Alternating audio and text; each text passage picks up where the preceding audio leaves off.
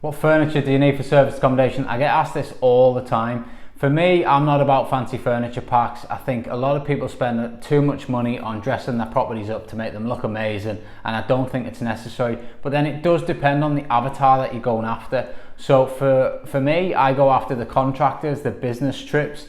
We want to be working with companies who are staying Monday to Friday for the next 2-3 months whilst they're fulfilling projects that they've got on the go. That's where the real money is for me. Yes, being in vibrant cities like where we are located, we do get weekend traffic, and they are great. The profit from them is good, don't get me wrong. You can get some good nightly rates on the Fridays and Saturdays, but they do tend to come with a lot more headache. Your cleaning bills are a lot higher, your maintenance costs go up, and it does, for me, it's just not a nice avatar. My perfect avatar is the contractors, and I think if you set your properties up for the contractors, all they're after is a home from home. They want good value for money. They're not looking for a luxury fancy apartment. They don't need £1,000 couches. They don't need £100 kettles.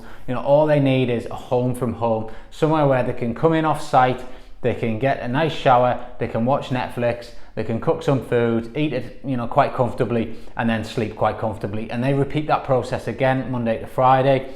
Most of the time they live out their bags. We don't put wardrobes in our properties. We have clever little clothes hangers which protrude off the wall, which come out, and that allows them enough room to hang their clothes. We get some great reviews about them. Actually, they're very quirky, and it saves space in the apartments, in the houses, and it makes the rooms look bigger when they first walk in, and it gives them a bit more space, which is great. So for me, I save the expense on the wardrobes.